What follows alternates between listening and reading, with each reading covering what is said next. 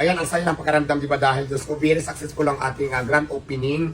Nakita ko din naman talaga na napakaraming tao at hindi lang basta-basta tao na ordinaryong tao. Congratulations, nag-iisang diwata ng Pilipinas, isa kang tunay na inspirasyon sa bawat Pilipino, isa kang tunay na maganda. True! Ayan, ang saya ng pakaramdam, di ba? Dahil Diyos ko, very successful ang ating grand opening.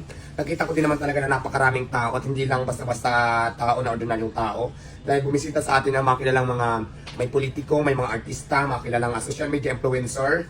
Dumating si Aramina, si Vice Mayor ng Quezon City, Gian Suto. Tapos dumating sila yung mga kilalang personalidad ng mga social media. Tapos ang kagandahan dito ngayon guys sa Quezon City, dahil meron na akong Diwata Paris Classic, Diwata Paris Kinamatisan, ayan yung mga mino, Diwata Paris Gyudon, Diwata Family Sikin, tapos Diwata Spaghetti Overload, Diwata Sukulit, Diwata, basta ang daming mga bago ngayon. So, ayan, may mga ganyang menu tayo. Kung makikita nyo, napakalinis ng pwesto natin, mga high-tech yung mga gamit natin dito. Tapos, yung kitchen natin, maganda kumilos at saka napakalinis. At saka syempre mga bagong menu talaga na mga nagustuhan ng mga tao. Kaya nagpapasalamat ako at maraming salamat sa mga tao sa mga suporta. So ang dami pa rin tao talaga.